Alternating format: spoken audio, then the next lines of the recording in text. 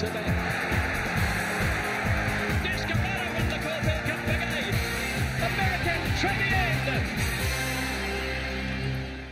Hello and welcome to your daily bite of racing as the Victorian Spring Racing Carnival focuses on Flemington and tomorrow's start of Emirates Melbourne Cup Week.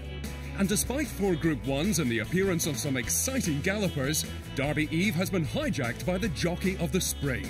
Craig Williams, striving to become the only jockey to win Australia's Big 3, the Caulfield Cup, Cox Plate and Melbourne Cup in the same year, had his hopes dashed when his appeal against a suspension was dismissed. But not all was completely lost, with Williams now having one last avenue of appeal, the Victorian Civil and Administrative Tribunal. I'm disappointed with the result, and anyway, we'll discuss, leave it up to my lawyers, and they will decide on our next course of action if there is one. No, definitely haven't given up hope.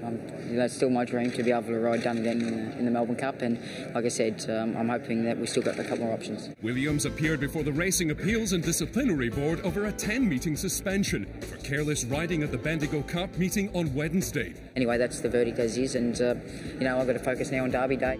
The bid by Williams to have the steward suspension lifted was so important that the Victoria Racing Club rescheduled its Emmy Victoria Derby media conference so as to avoid a clash.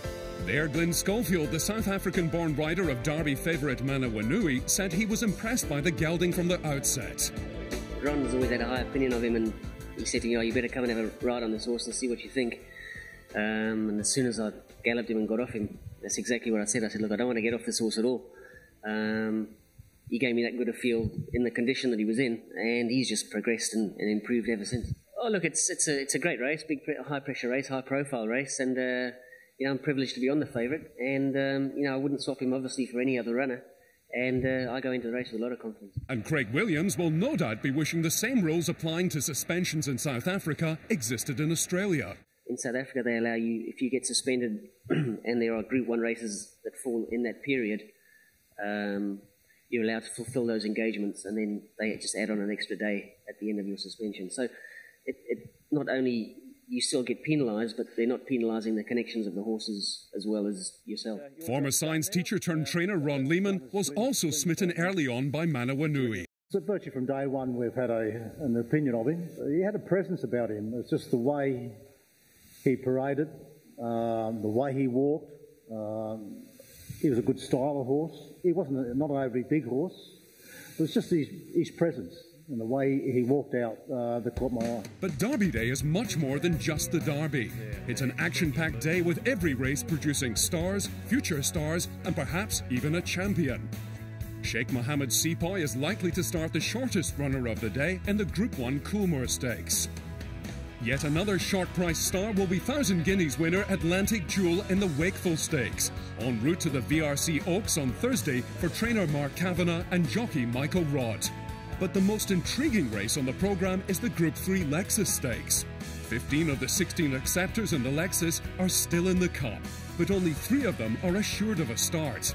The rest of them are hoping for a last-minute exception from the ballot by winning, as Shocking did in 2009 and Brew in 2000, on their way to Melbourne Cup success. Racing Victoria handicapper Greg Carpenter says it will be a fight to the end to make the final cut-off. Well, it's incredible actually. Out of the 16 final acceptors in the Lexus tomorrow, 12 of them need to win that to get into the Melbourne Cup through the exemption process. So it's an enormous amount of runners in one race. The spoilers, of course, are Home on a Wing, who's not in the Melbourne Cup, Tactic for David Hayes, Older Than Time for Gay Waterhouse, who are both already safely in the field, and Tullamore, who may not run now with the defection of Linton out of the Melbourne Cup. They might save Tullamore, but every other runner will be trying to get that last ticket into the Melbourne Cup. With grey skies forecast for tomorrow, Flemington racecourse manager Mick Goody will be looking to the heavens as the first of 4 days at Flemington unfolds. Obviously the forecast isn't what you'd like, but the track will deal with that. I think we'll be in the dead range Saturday, so that'll be good. Once we get over Saturday, we'll have a look at it Saturday night. Forecast ain't too bad after Saturday, only the occasional shower, so I would hope to be in the dead range again on Tuesday. And that's all for now, but join us again tomorrow to see how Derby Day unfolded on your daily bite of the Victorian Spring Racing Carnival.